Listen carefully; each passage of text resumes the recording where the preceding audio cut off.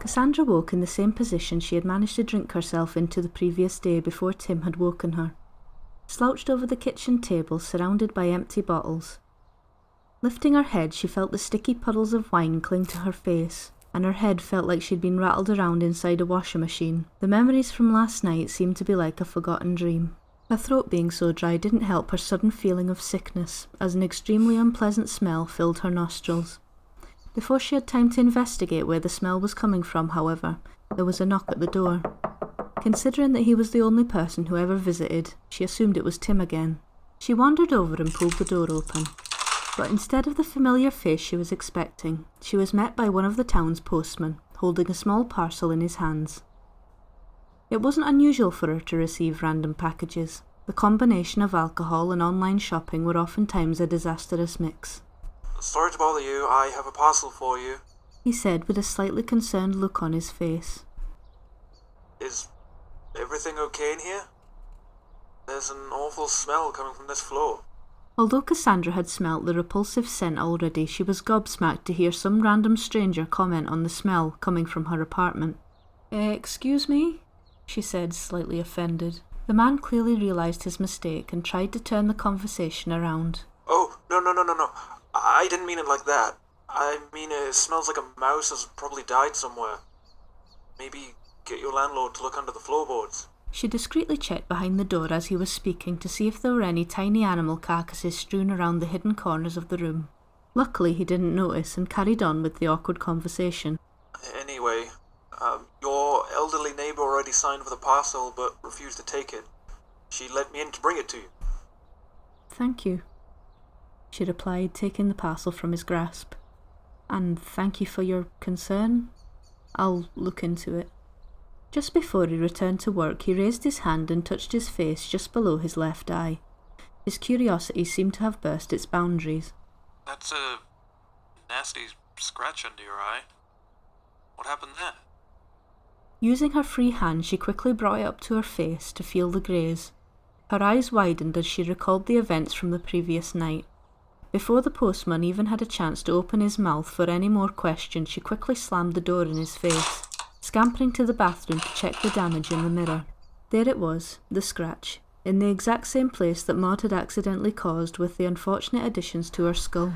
As her breathing quickened, she caught the smell again, and noticed it was now stronger than before. Assuming it was in fact coming from the bathroom, she got to her knees and checked under the sink, finding nothing once again.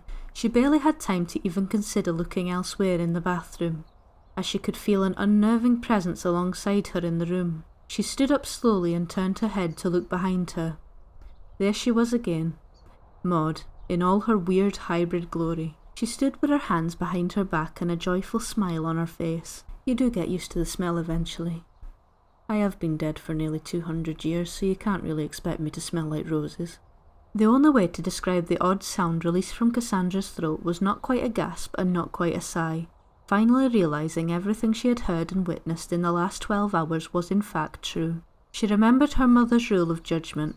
So far, Maud hadn't done anything to hurt or offend her, so she tried her hardest to give her the benefit of the doubt, and stay calm no matter how bizarre the situation seemed to be. "Okay," she said, trying to compose herself the best she could.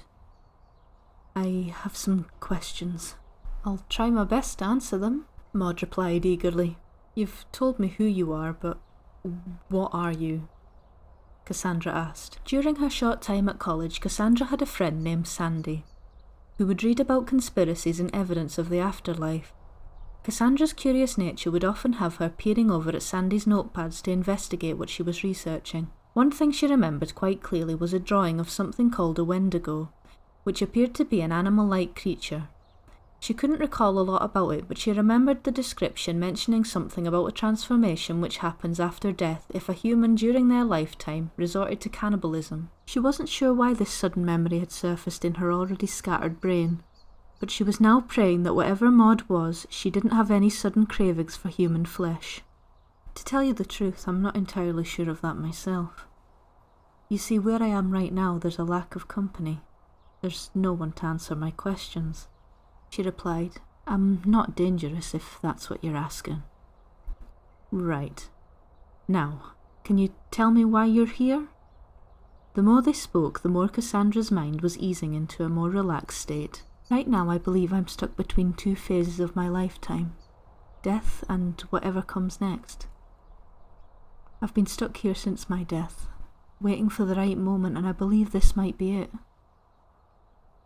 There was no one in my life who knew the circumstances behind my death. My story needs to be shared and understood for me to finally leave here. Maud explained. Why did you choose me? Surely you could have chosen anyone, Cassandra questioned. I needed someone from our bloodline. I've watched for centuries, but I couldn't bring myself to take someone from their family. Everyone before you is married early, started families, always had someone who relies on them, or someone to rely on. But you have nothing to lose, right? Maud said, her voice becoming increasingly hopeful. Well, you certainly tell it how it is, don't you? Cassandra replied. I've got no one left, so you picked me because no one would miss me if something goes wrong.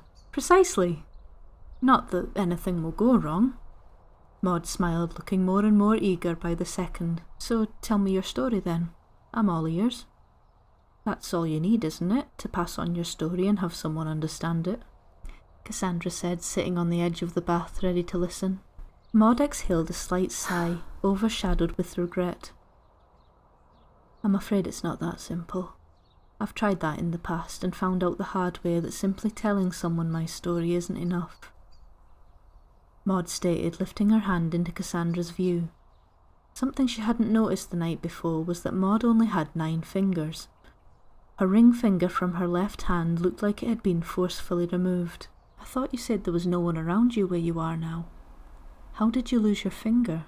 So many questions were spinning around Cassandra's pounding head, but she needed answers before she could help Maud in any way.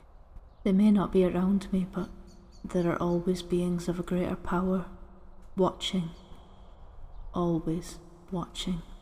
Cassandra noticed that when Maud was trying to be quiet, her voice was made louder by an eerie echo. She assumed this was so the greater beings that she mentioned heard everything. Well, if you can't tell me your story, how am I supposed to help you? Cassandra asked, confused. The antlers weren't the only misfortunes I was gifted with when my life ended. I was also given the ability to relive my old life over and over again. Forever. Maud answered softly. Showing you is the only option.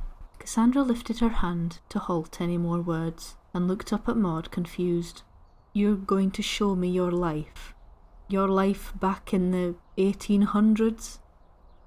I'm sorry if I sound a little reluctant, but surely you can understand how unbelievable this sounds from my perspective. Maud smiled again. If you think it's unbelievable now, you haven't seen anything yet, she said. I need you to help me. Please? Cassandra thought for a second. Her eyes instantly shot to the table in the other room, which she could just see from where she was sitting, and the voice of Catherine echoed around her head once again. Make me proud, my darling. Her current situation was nothing for anyone to be proud of. She curled her lip as she considered her options. Although she was afraid, she liked to believe that things happened for a reason, and she wondered if this was why Maud had come to her. Maud had put her faith in Cassandra to help her through her difficult time. She eventually came to the conclusion that the pair could in fact be each other's motivation for greater things. Yes, I'll try to help you, Cassandra replied, with a new sense of purpose being constructed within her. Maud breathed a sigh of relief, her grateful smile ever expanding. She slowly lifted her hand, her fingers twitching delicately. She was able to create from the mere flick of her wrist the life from where she had once dwelled, creating old buildings, cobbled streets and people who she had once lived alongside.